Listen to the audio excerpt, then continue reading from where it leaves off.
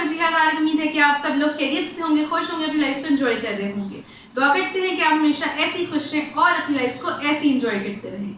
Welcome to my show the food fanatic एक दिन माँ का। तो आज यहाँ पे मामा फिर मौजूद हैं अपनी ज़बरदस्त सी ऑथेंटिक रेसिपी लेके, शादियों की सौगात लेके, जो शादियों में बहुत शोर शोर से खाई जा रही होती है। तो मामा आज यहाँ पे मौजूद है अपनी रेसिपी लेके। तो मामा से पूछते हैं, ओवर टू यू मॉम, बताएं कि क्या रेसिपी आप लेके आई हैं और क्या सिखा रही हैं आज नाज़रीन को। जी अस्सलाम वालेकुम नाज़रीन, कैसे हैं आप सब लोग? खैरियत से हैं? आपके साथ एक बड़ी ज़बरदस्त सी रेसिपी शेयर करने वाली हूँ।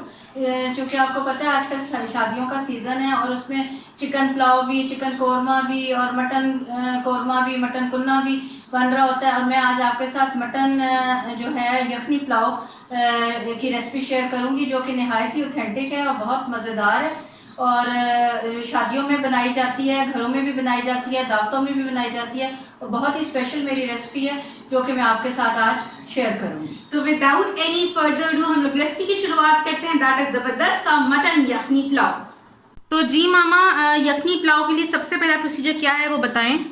कि सबसे पहले यखनी पुलाव के लिए ना बेटे एक यखनी बनाएंगे हम, और इसमें मैंने जो मटन लिया है वो तकरीबन 750 ग्राम मटन है। अच्छा। जो कि हड्डी वाला है। अच्छा। हड्डी वाला है, ठीक है, बोनलेस नहीं है, हड्डी वाला है। और इस यखनी पुलाव के लिए आप कोशिश करें कि थोड़ा सा जो बकरे में सीने का पार्ट होता है, अच्छा, ज़रा सा जो जिसमें फैट होता है वो डालें, उससे बहुत मज़ा आता है यखनी में का।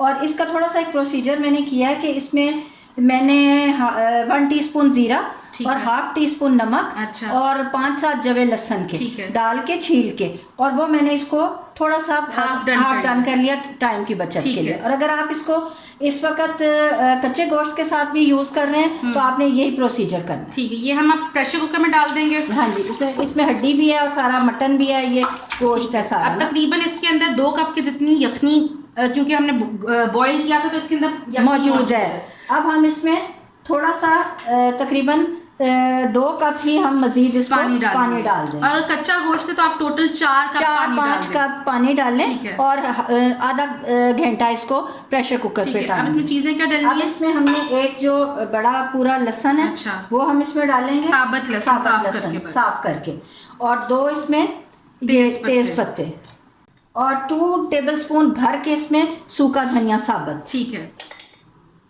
और 1.5 टेबलस्पून जो है इसमें जीरा, ठीक है, साबुत जीरा।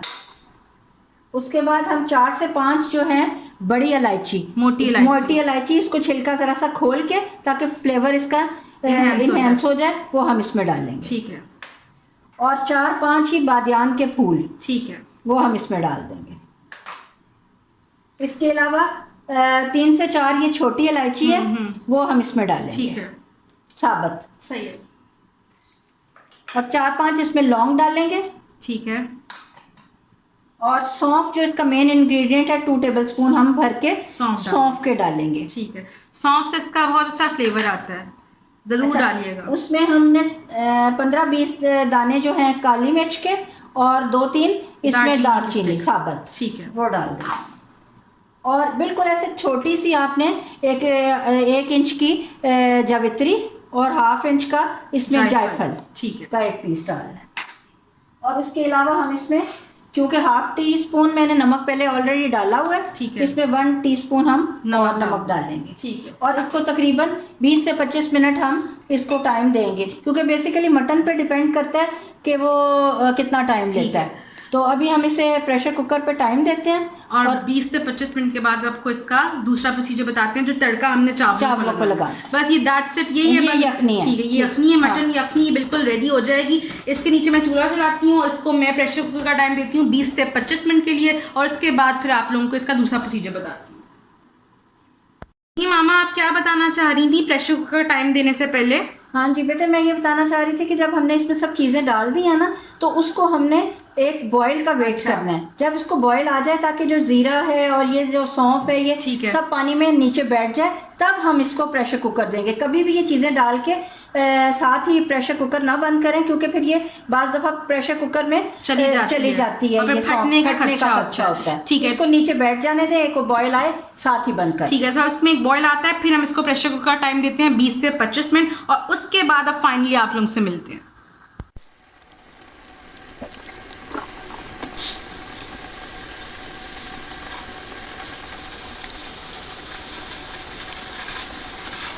تو جی ماما یخنی بن چکی ہے, اب نیکسٹ پروسیجر بتا دیں. یخنی جو ہے بہت ہی مزیدار لذیذ بن چکی ہے اور گوشت بالکل سافٹ ہو گیا ہے. اس پلاؤ کے لیے آپ نے جو مٹن ہے اس کو اچھی طرح سے خوب گلا لینا ہے. میں آپ کو اس کی بوٹی دکھاتی ہوں کہ بالکل یہ دیکھیں سافٹ ہو گئی ہے, بالکل سافٹ. ٹھیک ہے. سو یہ گوشت نکال کے یہاں رکھ دیا اور یخنی وہ ہمارے پاس ہم نے اس میں رکھ دی ہے. ٹھیک ہے. اور 1.5 مگ میں نے چاول کا لیا ہے. اور چاول اس میں بہت شدید میٹر کرتا ہے کہ آپ بڑا اچھا کوالٹی کا چاول لیں, سپر کرنل یا ڈبل اسٹیم جو بھی ہے سیلا نہ لیں. تو اس کے لیے میں نے 1.5 کپ چاول ہے تو میں نے ڈبل دا کوانٹٹی 3 کپ کی بجائے 2.5 مگ پانی یخنی لی ہے. ٹھیک ہے. تو اس میں سے آپ نے کوئی چیز گرم مسالہ وغیرہ چھانے نہیں, کچھ نہیں چھاننا. یہ بھی تیز پتہ بھی اور جو اسٹارنس ہے, بادیان کا پھول ہے اور جو بھی الائچی ہے موٹی وہ اسی میں رہے. ٹھیک ہے. اب کیا کرنا ہے؟ اب ہم نے اس کا ایک تڑکا بنانا ہے چاولوں کو جیسے ہم تڑکا لگاتے ہیں. اچھا. اور 1/4 آپ نے کپ کے قریب آئل لینا. ٹھیک ہے. اس میں ہم ایک چھوٹی میڈیم بالکل چھوٹی درمیانی سی ہم پیاز لیں گے.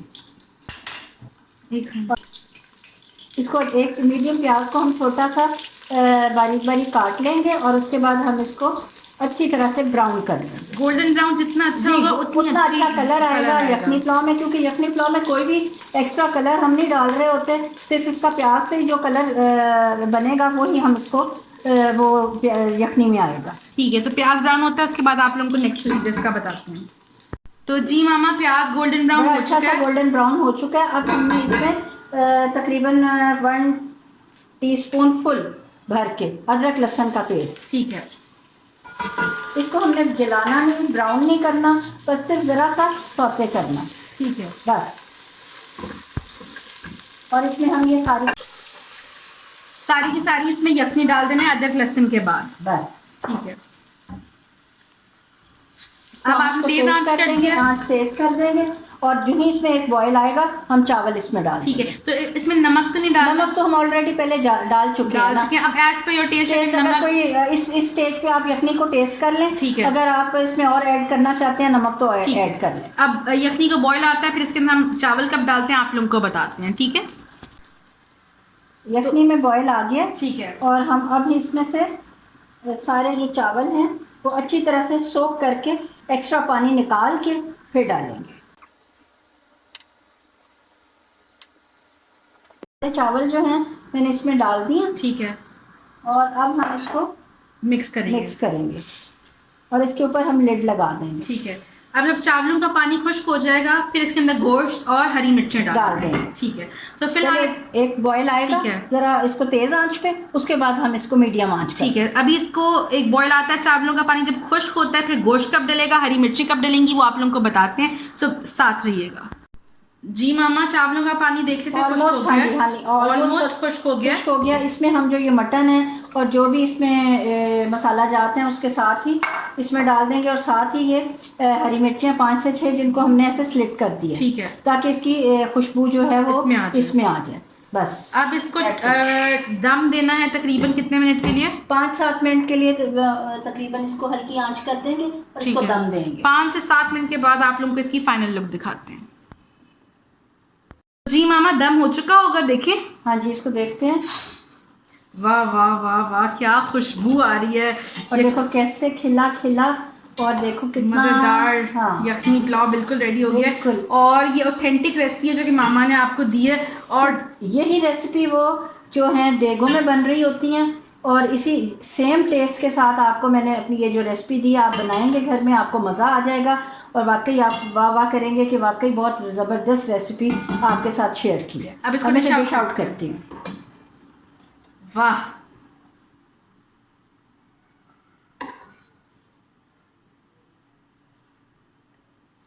اب اس کو ڈش آؤٹ کر کے آپ لوگوں کو پریزنٹیشن کی فل لک دکھاتے ہیں.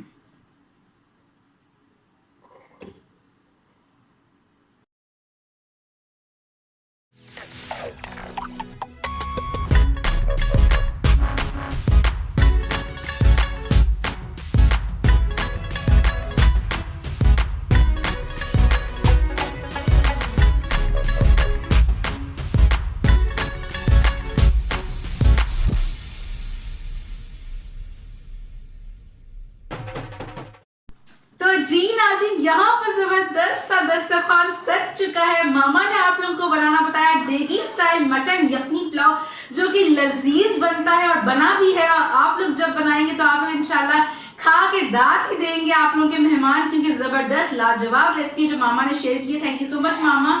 थैंक यू जिया, और थैंक यू नाज़रीन, आप अपने घरों में इसको लाजमी बनाएं अपनी दावतों में, और आपको बहुत मज़ा आएगा। और लजीज रेसिपी मैंने आपके साथ शेयर की है, तो यकीनन आपको पसंद आएगी, जरूर पसंद आएगी। और इसी बात के साथ अब हम लोग अपने शो का इख्तिताम करते हैं, और यहाँ पर शादी वीक जो है वो एंड हुआ है पार्ट 1। अब शादी वीक का पार्ट 2 अगले हफ्ते आ रहा है, जो कि मैं आप लोगों के लिए एक सरप्राइज रख रही हूँ, क्योंकि शादियों में एक बहुत ही मेन डिश होती है जो कि दुल्हा दुल्हन से लेकर मेहमान तक खाते रहते हैं, हर वक्त खाते रहते हैं। ये सस्पेंस के लिए आप लोगों ने मेरे साथ बंधे रहना है अगले हफ्ते तक के लिए।